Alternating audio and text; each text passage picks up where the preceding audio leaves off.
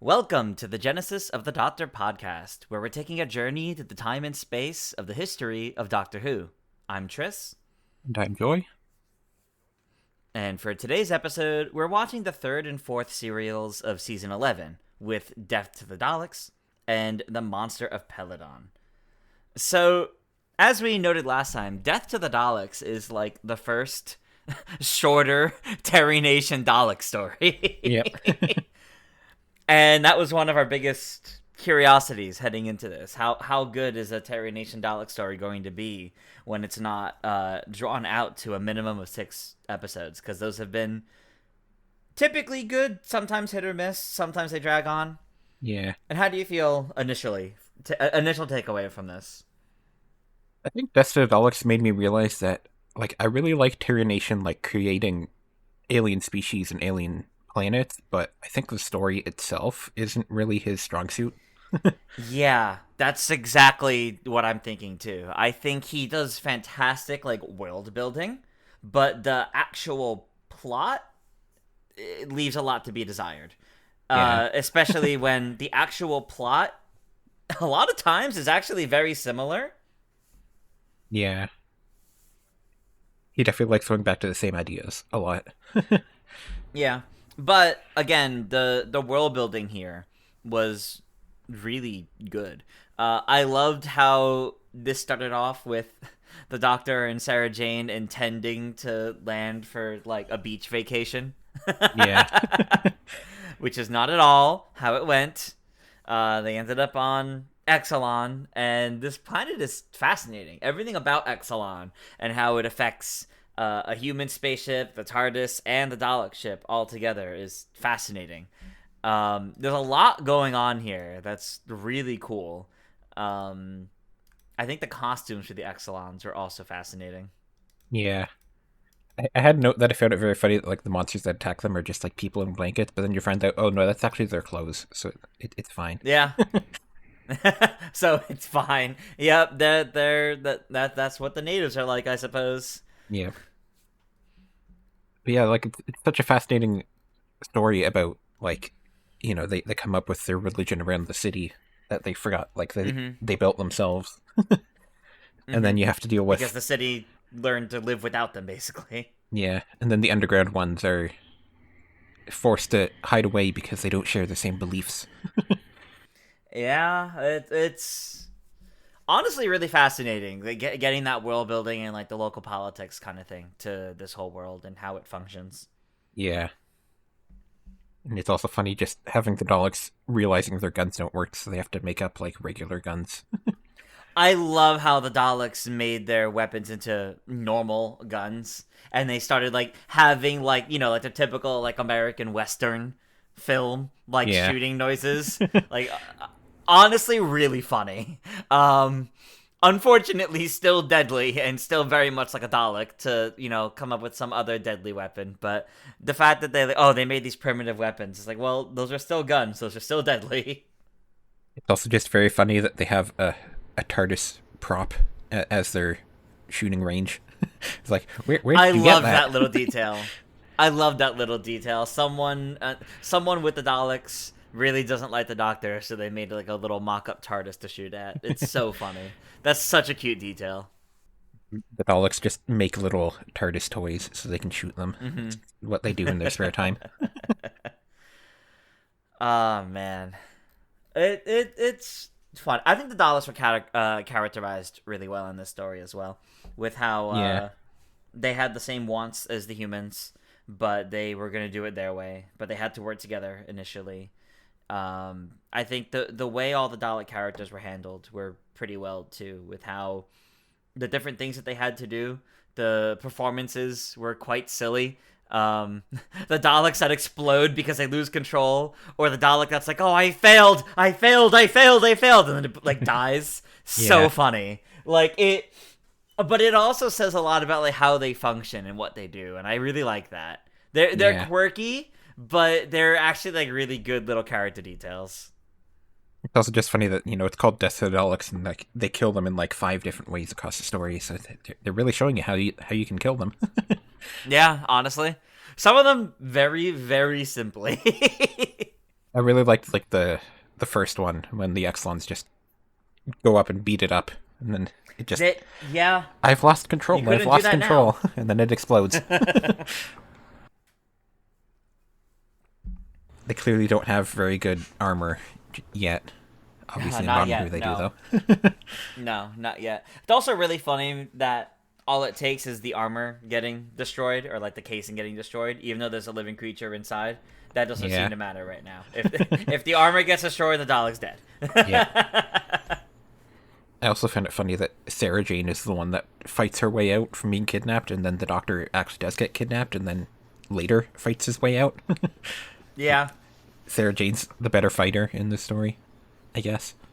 she did a good job too, honestly, initially, where, she was left alone, got followed back into the TARDIS, had to fight her way out. She's, like, really going through it in that first episode, though. Yeah, She's, like, when she just, like, crank open the door, like, trying to get out, she is going through it. She looks exhausted. She looks like she's not having a good time. Like, yeah. it's just been terrible. She only got on the TARDIS um, because the Doctor said they could go to a beach planet, and then they didn't. yep.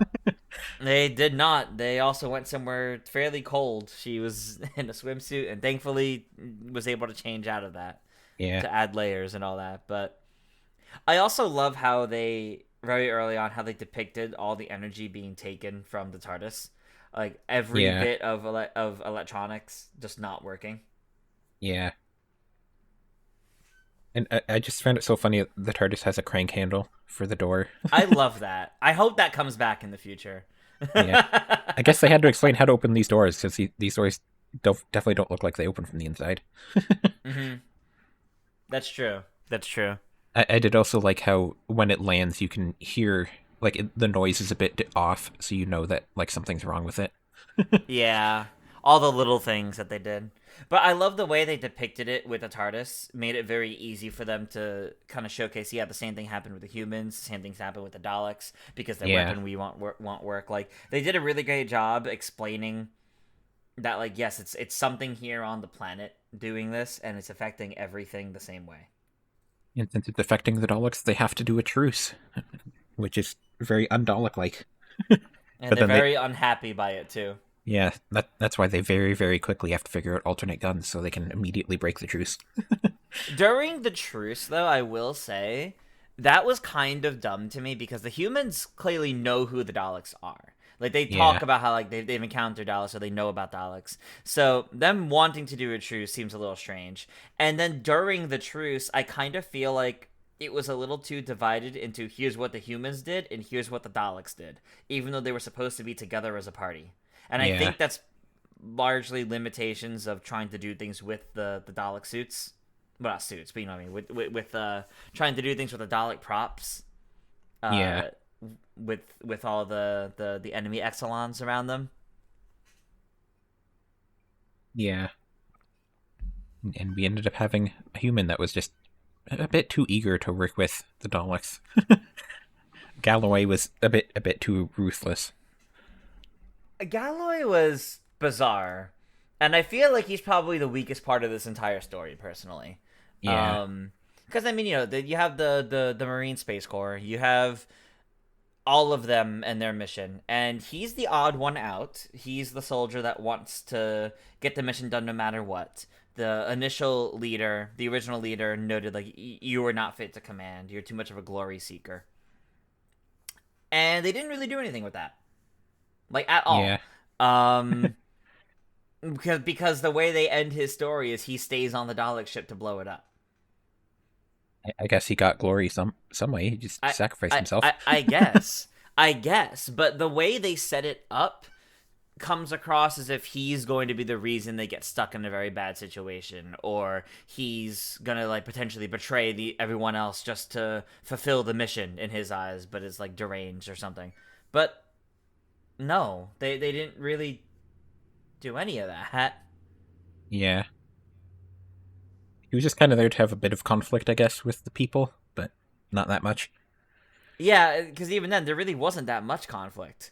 that he caused or had. By the time he was the one that was like in charge, there wasn't really anyone left to have conflict with, because they were all kind of realizing, oh, we're the Daleks prisoners now, aren't we? And Yeah. initially he's just like, no, we're in a truce, we're working together. They need my opinion, but like it never that never goes anywhere other than the Daleks kind of clearly judging him. That's it. Yeah, pretty much. So I think Dan Galloway was a bit of a messy character, honestly. I think they wanted to do more with him than they ended up actually doing. Um, and I don't think he was set up very well. I do like the human crew trying to survive, and they have the same goals as the Daleks, but they don't want to do it the way the Daleks are. I like the differences there, Yeah. but I don't think Galloway specifically was handled very well, because the way he also goes from working alongside the Daleks to then blowing up the Daleks also doesn't really feel justified for his character. Yeah. Like how he decided to make that change, make that decision, other than, well, they're Daleks, they're bad, I gotta blow them up. It's like, okay, but why were you willingly working with them and believing you were equals for a while? Like I don't get that. So Yeah. Peter and Jane are definitely a bit better though.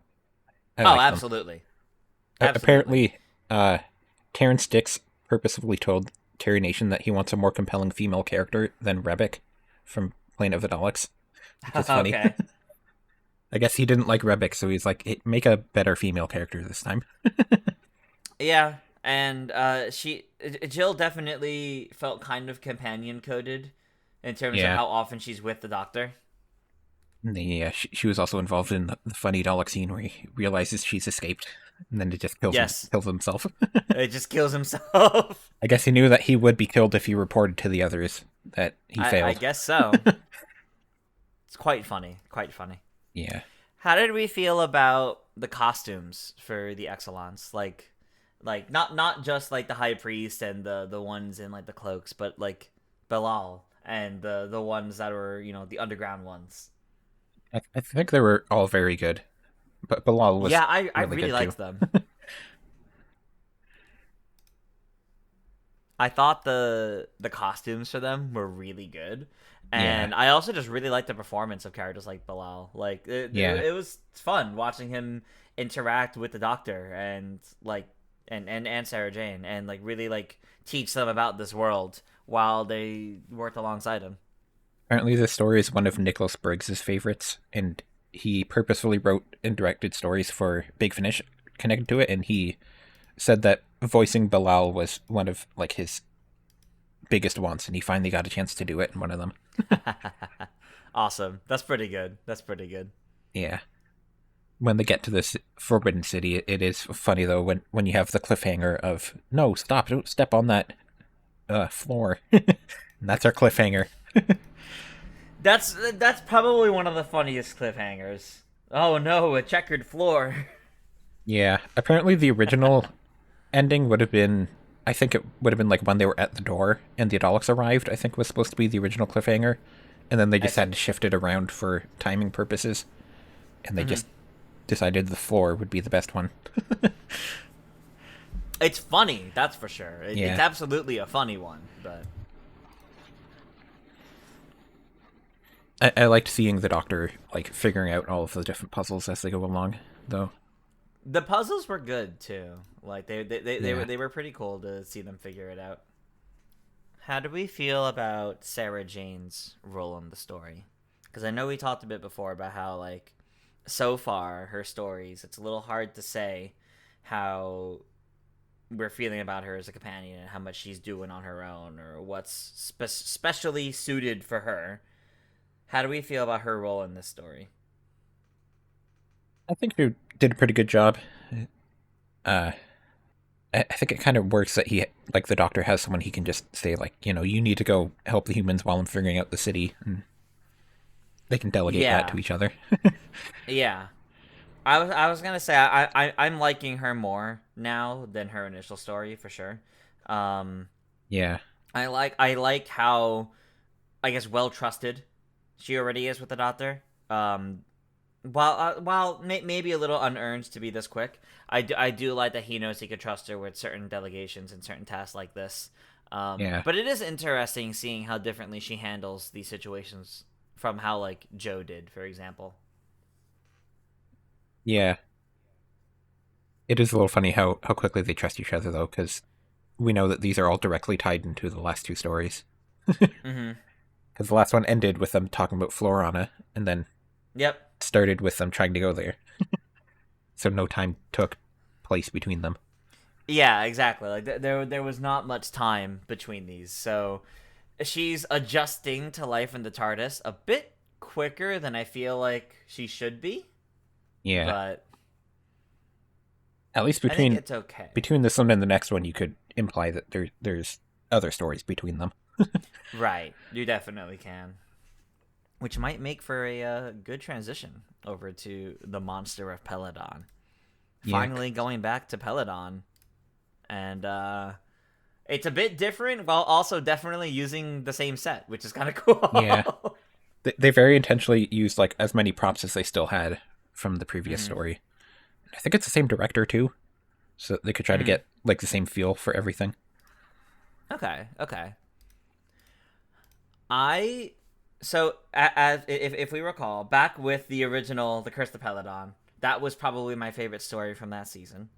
Yeah. Now with the Monster of Peladon, I don't know yet if it's my favorite of the season, but I do really like it. I do really like it. I don't think it's quite as strong as the first Peladon story, but I did enjoy what was going on here and how more involved everybody actually became compared to the Yeah. first one. I definitely didn't like this one as much as the first Peloton story. That's the largest Mm-hmm. like in the first one we had good ice warriors, and then this one they're just back to being evil. Yeah, I wish we didn't immediately go back to bad ice warriors again, but I understand they even noted in this one, oh, well, this is from a breakaway group. This is from a group that wants to go back to the way things were. It's like, oh, well, all right. At least it's not all the ice warriors immediately betraying the Federation, but Yeah. still. I think that point would have been better if we had like a good ice warrior in the story as well. Yeah, But I guess they just didn't want to do too many of them. they didn't want to make it confusing. And this is also the last time we will see ice warriors before Modern Who as well. Worth Wow. noting. So That's we a only, long time. yeah, we only got one good ice warrior story. That's a shame. Well, I guess sort of the 12th Doctor's one. They're not evil. Yeah, I wouldn't say they're evil in that one. I would just say they're being invaded technically. Yeah. But we also know the 12th Doctor story is how they ended up in the Federation. So Yeah. that that set up for this. Well, the one before this, and then now also this one. But no, honestly, I thought the Monster of Peladon was fascinating because I really liked how more heavily involved everyone was. Like Alpha Centauri had a lot more to do in this story, even Yeah. if a lot of it was, "I will call for help, help!" Like it was a lot of like just sitting there saying something. That's okay because I definitely felt like there was more involvement. I like how there was a lot of like complexities going on with everything with the miners, everything with the royals, the lessons that needed to be learned, but how everyone still came together to stop the Ice Warriors. Like I thought it was a good story. Maybe just not as good as the first Peladon story. I do also like how Ortron in this one kind of starts off feeling like he's just like the same as the priest from the previous one where he was the main villain. Yeah. And then over time he shifts into like less villainous of a role.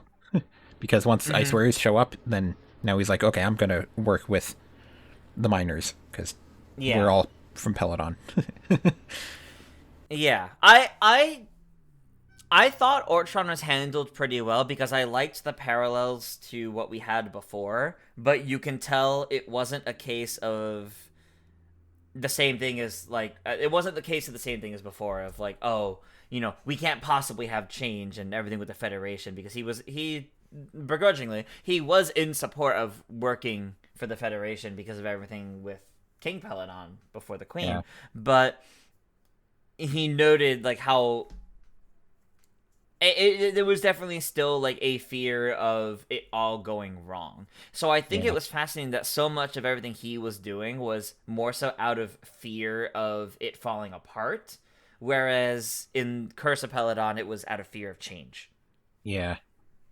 And I just love the moment when like uh the Ice Warrior leader is saying that like we're gonna start killing Peladonians, and he's like, no, no, we're not gonna do that. I'm not gonna do that because the Federation told me to. That's not happening. And that's when he shifts into just caring about protecting everyone. Yeah, and I think that's important though, because I do think it helps distinguish from the leaders of the original Peladon story. Yeah. And I also just loved the scene of Gebek telling the workers that like we're going to cooperate with the Federation exactly as we cooperated with Fortron, and then they all understood what he meant. Yeah, exactly. They're just like, oh, I see. It was pretty funny, which is really funny too, because if any other Ice Warrior was there to like really listen to that, they're like, wait a minute, but you're like at war with each other. We know you're not Yeah, obeying him. We know you're not cooperating with him. I yeah. think. There were just a lot of Yeah, go little ahead. little moments that I really liked in this one, like that.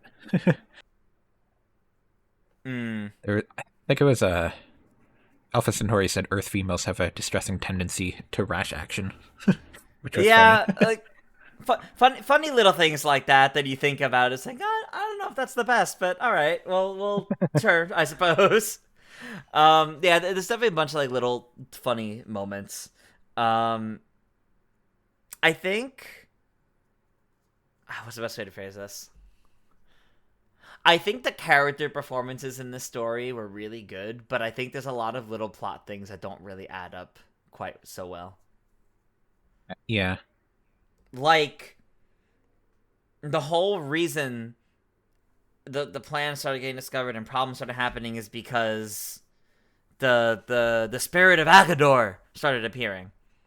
But we know now that was done by Eckersley. yeah, But why?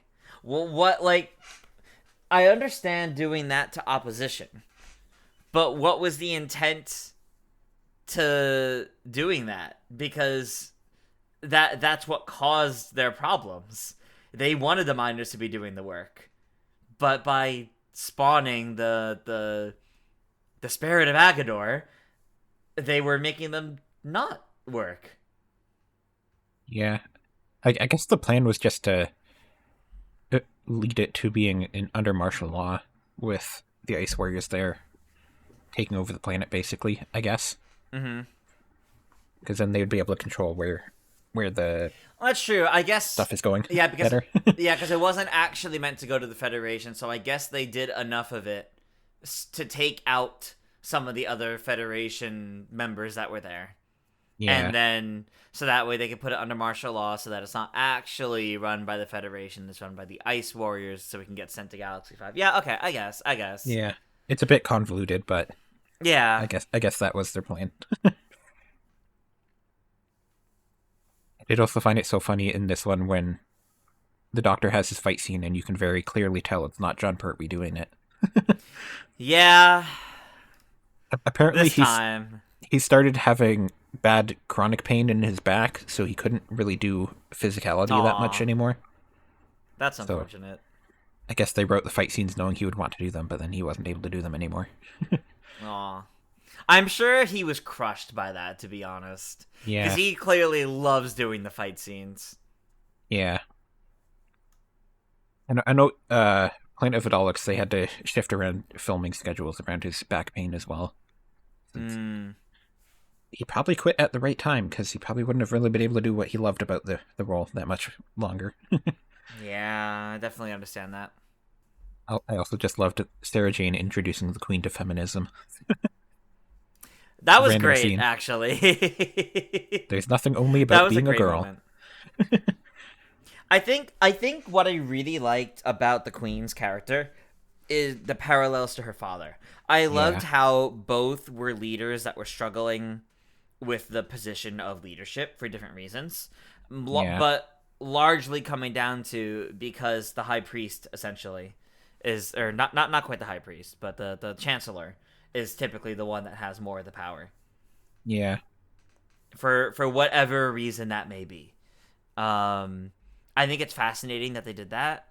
Because I actually think it helped to make the queen an even more likable character if you've seen the original Peladon, Yeah. because you see those parallels and you see how much she's trying to carry on her father's legacy and be like her father. I was a little worried from the first story we were going to see this time around she was going to be like the villain, or like Yeah.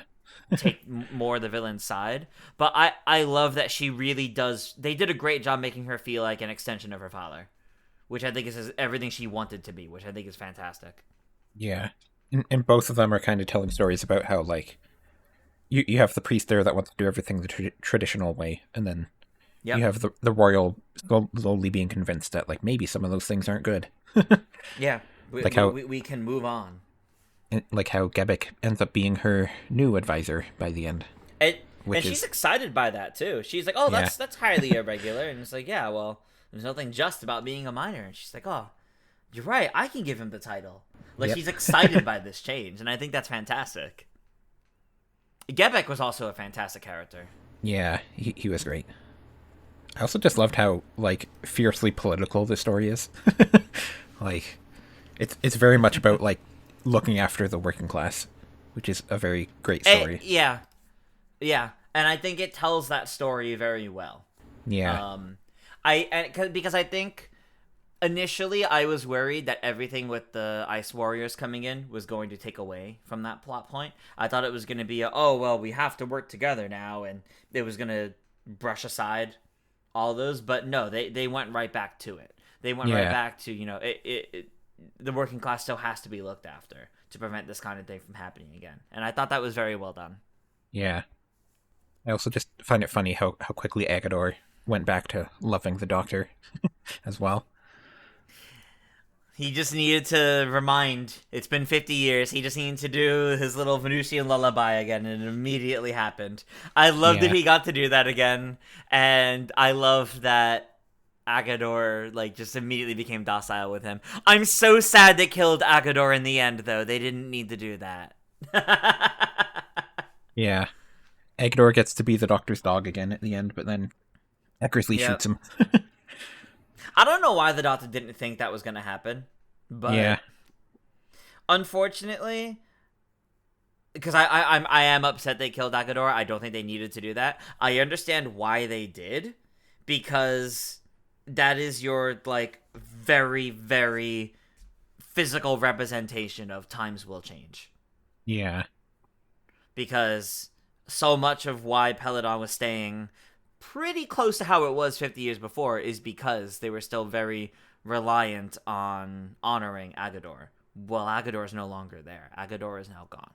yeah. Now you have to change, kind of thing. Also, Though they didn't really get into that, they just depicted they had depicted it just enough that you can easily infer that. yeah. It's also just funny that, like, they keep their god in a pit under their citadel, which is just funny. Yeah, it's a little weird.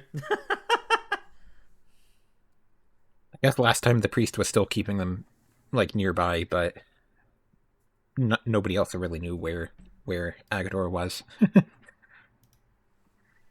It is a little weird, especially since if Agador's just down in that pit, how did he get him out later? Yeah, I don't know. I think Sarah Jane really shined in the story though. Like she's on her own for most of it, so she's doing like different stuff from the Doctor, and it really helps her character quite a bit. Mm-hmm. Yeah. No, I agree. She does a lot in this story, and I think this is a very good one for her. Yeah, she ends up thinking the Doctor's dead like multiple times, which is a little funny. Multiple times, and she cries over him multiple times. She said that he was the most alive person I ever met. Funny little quote of yours, Sarah Jane. That's it's it's an interesting quote. I think it could be phrased better. I also feel like it's a little unearned, only like 3 or 4 stories into her run. Yeah, But I respect the sentiment to it. Yeah. Like I said, though, there could be like a big gap of time between Death of Daleks and Monster of Peladon. Because it feels like at the beginning she's like a bit more used to the Doctor trying to pilot the TARDIS. She makes a comment like, true. You're still doing this wrong? And like, oh, I mean, this clearly can't be like the second time. Like the first one, he had a reason for them getting lost. So it feels like he's been lost a couple more times between then. It's true. It definitely feels like more time has passed and she's gotten more used to traveling in the TARDIS with the Doctor, which, I mean, you know, you got to have your periods of time where you can fit in other adventures between the Doctor and Companion. Yeah. Because I think they were doing like comics and stuff still way back then. So they were still trying to fit stuff in there. Yeah. And it helps not having everything directly tie into the next story. Yeah. How did we feel about Edis and Edis's descent into madness? Because I thought it was so, like, annoying how quickly he was constantly like, all right, boys, rattle him. Like, he was so ready every time to immediately start fighting, completely disregarding reason. But the only time I think it was legitimately done well is at the end when he stabs Prima. And he's just like, no, we're going to kill them all. Because, like, that's leaning into he's truly gone insane and has lost it now. And he only has, like, the one-track mind for his plan. But I think everything up to that point was nothing but annoying. Yeah, I'd agree. He definitely was frustrating for the first parts of it. And then you at least see that he's like, now he's turning on his friends. And now he's going too far. But he was kind of always going too far. Yeah, he was definitely always going too far. But it's just really funny, like, how quickly he's just like, what if we kill them? What if we resort to violence? No, we can't do that. Oh, you're gonna be soft? Let's go do it. It's like, what? Why did we jump to this? Every single time Big Gabic left the room, Edis was starting to try to tell everyone that we need to go stage a revolution. Every time, immediately. He just walks out of the room for 5 seconds, and now a revolution's happening again. I did also like how they brought back the Ice Warriors being weak to heat briefly in this as well. It was pretty good seeing that happen too, where like they're like swaying in place, that they're clearly like struggling because of it.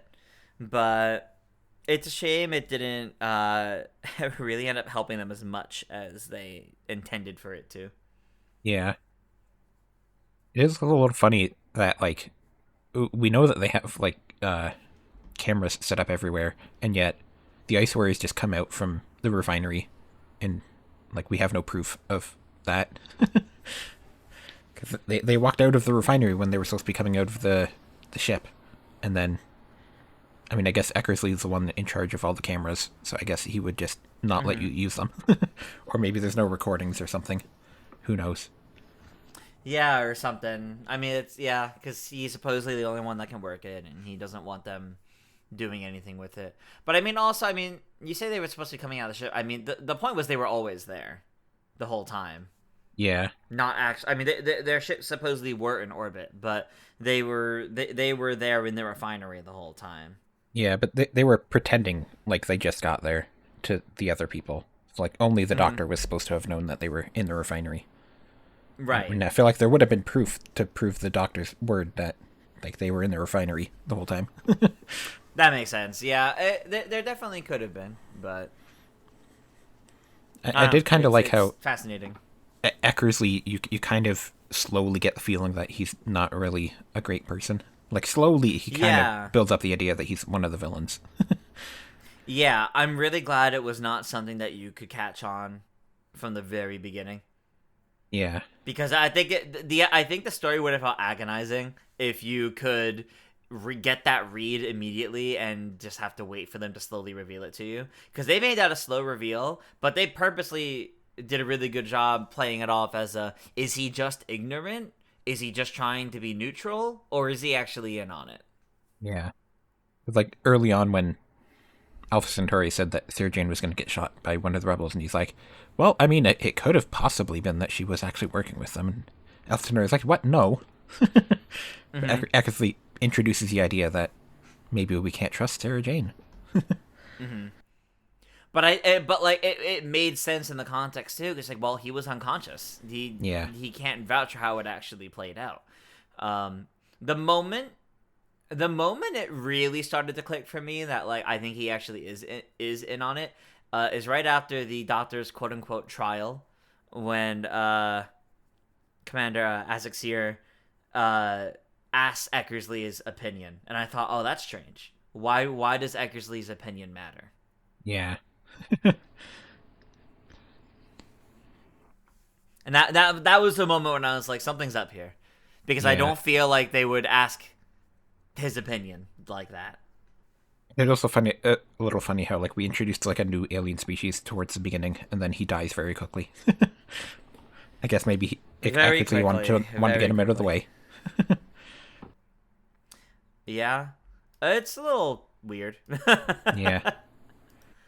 I definitely think it is because it's to show that Eckersley wanted to get rid of the other Federation members that would have stopped them. Yeah. But I don't know. He dies a little quickly. Just a little bit. I'm glad Alpha Centauri was here and made it through to the end, though. Yeah. I like how Alpha Centauri's been in a lot of other stories, too, and like Big Finish and stuff. Like, the Ninth Doctor had a Big Finish story with Alpha Centauri set before all of this happened. So, like, Alpha Centauri's met a lot of doctors now. That's fun. I honestly do love Alpha Centauri. Yeah. And in the Ninth Doctor story, he's like, I can't say that I'm the Doctor, because Alpha Centauri doesn't know the Doctor yet, and then we'll be confused upon meeting the Third Doctor. Good consistency like that matters. I know there's like a whole box set of Peladon stories as well. They've done a lot with Peladon in Big Finish. That's good. Some of them have Michael Troughton, who was King Peladon. Or is it King Peladon? David okay. I can't remember if it's Michael Troughton or David Troughton. It's one of those two. But yeah. It was David Troughton. Okay, yeah. David Troughton. I didn't really have many more notes on this story. Alright. Yeah, I don't think I have anything else on either of these, but I mean, like, I'm really liking this season a lot more now. Not that I like didn't like it at first, but now we're like in the thick of it, and I'm seeing all like the shining moments. I'm seeing like, you know, like there was a good Dalek story. We went back to Peladon. Like, I'm seeing good moments for the characters. I'm seeing them giving a good send-off season to Pertwee, which I'm happy about, because I was kind of worried this season wasn't going to be as good. But I'm liking it. I'm liking it. Yeah, I've been enjoying it. They're pretty good. I don't think any of them would really be favorites of mine, but they're all up there. I mean, like I said, Invasion of the Dinosaurs from last time is definitely like, I like that better than the other time we encountered dinosaurs. Yeah. with Matt Smith, dinosaurs on a spaceship. I like this one. I like that one way better than the Matt Smith one. I do really like Monster of Peladon as a follow-up to Curse of Peladon. I think we need more stories that do things like that, of going back to a location after X amount of time and doing more with it. Yeah. Not enough get it. But I do think I still preferred Curse of Peladon more than Monster of Peladon. But I do really like what they did with the story as well. I had good fun with it, and it's probably up there in terms of this season's stories. Yeah. On the topic of going back to planets, the Big Finish did announce that the next First Doctor Unbound story is they're going back to I'm blanking out what the name is. It's the other Terra Nation story from season 1. Marinus? Is that? Keys Marinus? Yeah, they're going back to Marinus. They're going 100 back to years. Marinus? Whoa. It's 100 years after they were there the first time in the First Doctor Unbound, which is like, so it's the David Bradley cast with his companions, and they're going back there, and it's like not exactly tied to the main timeline, but it's unclear exactly how it's diverging so far. But yeah, interesting. Okay, that one sounds like a fun time, and the Vord are going to be back and the Daleks are going to be in it as well. Huh. Okay. Fascinating story there. I'm curious. Yeah, I'm curious about that. That sounds like a pretty cool idea. Comes out in January, I believe. Okay. Then in other Big Finish news, the Spy Master box set came out a few days ago, and I quite enjoyed the stories. I just love Sacha Dhawan's portrayal of the Master, so it's just great to have more of that. Oh, that's exciting. That's exciting. And I need that. they sort of play with the idea of like trying to explain to you why he's back to being evil after Missy was nice. Like they're not really like going full throttle on that, but they're kind of giving you some explanations as to why he's evil again, sort of. Interesting. I still feel like Missy's the end. I still feel like it makes the most sense for Missy to be the end of the Master's life. But you can have however many you can have however many incarnations and regenerations in between John Sim and Missy. I will say that Big Finish has taken the opinion that he is after, though, because in his first story, he talks about he's in a self-help ship, and he talks about how I used to know who I wanted to be, and then I shot myself, and because I was so disgusted by who I'd become, so now I don't know who I want to be. So it's very clearly saying John Sim shot Missy, and that's in his past. Yeah, I don't know how I feel about that. Yeah. And then the Ninth Doctor story is out tomorrow as of recording. So I'm looking forward to that. And that's the one where it's like a serial killer has killed off everyone at Rose's home 50 years in the future. So it's like a sort of October themed, like sort of Halloween-y, because it's dark and depressing. Yeah, I'd say so. That's interesting. But yeah. Any other Who-related news? I don't think there really has been much. Apparently, Jane Tranter and Russell T Davies talked about they're meeting up for something, which some people are saying maybe it's Doctor Who, although maybe they're just meeting up just to talk to each other. Like, we don't know exactly. And it could also just be War Within Land the Sea related stuff. That's true. It could be about that. I forget when I read this, but there was an interview with Ncuti Gatwa. I want to say sometime within the last month. This might have been like something I meant to bring up last episode and I just forgot. But he talked a little bit more about like why he chose to leave when he did. So not to spoil modern Doctor Who stuff, but like yes, obviously Ncuti is no longer the Doctor now with where we're at. But he talked about how in his interview, the reason why he elaborated on like why he's tired. Because people are like, you're still one of the youngest actors to play the Doctor. Like, what do you mean you're tired? And he talked about how the filming schedule was like basically 7 days a week for like 8 months. And it's exhausting. And he loved it, but he can't handle that schedule anymore. Yeah. And I think that's crazy.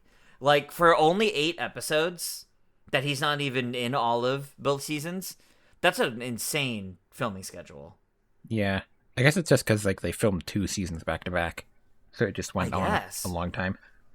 I guess so, but that's like no weekends. Like, this poor man. Like, no wonder why he wanted to stop.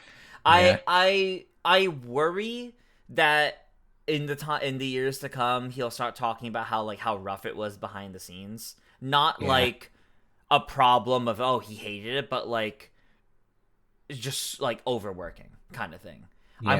I'm worried that's gonna happen, and that's gonna be a different problem. And not that I don't want to talk about that, because if there's problems like that, I want him to voice it. But it would really suck if that's what's been going on behind the scenes. Because nobody deserves to have their experience with this legendary show be awful, honestly. Yeah, and I guess we never talked about it on the show, but originally he claimed that it was always the plan for him to regenerate in his final story, but then later on we kind of found out that that wasn't the original plan, and that was all reshoots.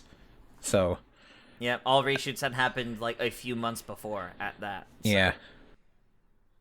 And obviously all the companions seem to not really want to stick around much longer, because Ruby left after the first season, and that seemingly wasn't the original plan either. And then, obviously, in the reshoots, Belinda also leaves the show, so... Yeah. That might be a case of with the reshoots not wanting to stay with a different doctor. You know, I'm this doctor's companion. I don't want to stick around for another one in that case. And I can respect that. I can definitely respect like actors choosing to prefer to stay with their TARDIS team and not move on to the next one kind of thing. But I think the sad part of all that, though, is that apparently, like, season 3 would have been about Susan, and now we don't know what's happening there. I don't think... I don't know if we're going to get any of that anymore. I have no idea what they're going to continue with that. If they... I have to imagine to a degree they're still going to continue with that, but it's going to be a very different story than what they initially intended for it to be. But yeah. At this point, we don't really even know if Russell T. Davies is doing another season at this point, though, so we'll have to wait and see. Because, like, obviously, I guess he would have to do whatever he's planning with Billie Piper, and then after that, we'll see. Yeah. Hopefully, we don't have to wait too long, but I suspect we will be waiting quite a while. Yeah. Speaking of regenerations, though, our next episode is the last episode with John Pertwee. The last episode with the Third Doctor. Well, not counting when he comes back for like, the Five Doctors and things like that. Yeah. But this is... We are about to head into our final story with the Third Doctor. So, Joey, if you want to let everyone know how to prepare for next time. Yep, so next time we're watching Planet of the Spiders, which is a 6-parter. And as Trish said, that's John Pertwee's regeneration story. It is also the final time we will see Mike Yates as well. No, Yates! Because obviously he had to leave UNIT, and so now we're getting like one story of him after UNIT. Mm-hmm. The Brigadier and Benton will keep coming back into the Fourth Doctor's era, but Yates will not. Damn. And yeah. From what I hear, this story ties back into stuff from last season as well. Like the planet Metabilis 3 is like tied into it somehow. Interesting. This should be a good time. Yeah. I'm looking forward to watching this one. I think it's going to be a good story. I really hope it's a good send-off for Pertwee. He deserves it. He's been a fantastic doctor. Yeah. And we're only watching that one next time because, as usual, when we wrap up a Doctor and season, we want to like really reflect on it all. We want to look back on all of season 11 and really look back on all of John Pertwee's Doctor because what a run. What a run. I've started rewatching it actually because I've been watching the classics with my husband. We watched some First Doctor stories, some surviving Second Doctor stories, and now we're watching season 8, starting with Joe Grant and the Master, because he's fascinated by the Master as a character. So we skipped ahead a little bit to get to Roger Delgado's Master, and he's been loving it so far. Yeah. But yeah. Gonna be a big story next time. Yeah, it's gonna be a good time and a little bit of a sad time. Yeah. Because I don't know if I'm ready to say goodbye to the Third Doctor, but obviously, if you wish to join us on this journey and soon enough say goodbye to the Third Doctor, you can support us on Patreon. For just $1 a month, you can get into our Discord. We'll be encouraging discussions between these episodes, and you'll also get early access to these recordings basically right when we're done. And at our higher tier, for just $5 a month, you'll be able to watch us live as we record. There'll be a little live text chat on the side, and you can tell us that the Monster of Peladon is leagues better than the Curse of Peladon, and Agador deserved to die, or something horrible like that. But as a reminder, make sure to watch The Planet of Spiders before our next episode. You can find that on the BBC iPlayer or on Tubi TV. And if you support us on Patreon for just $1 a month, you'll gain access to the Discord and early access to the episodes. I have been Tris. You can find me on most socials at ToonTris. And I've been Joy. You can find me at Joy Content. And we'll see you all next time. Bye. Bye.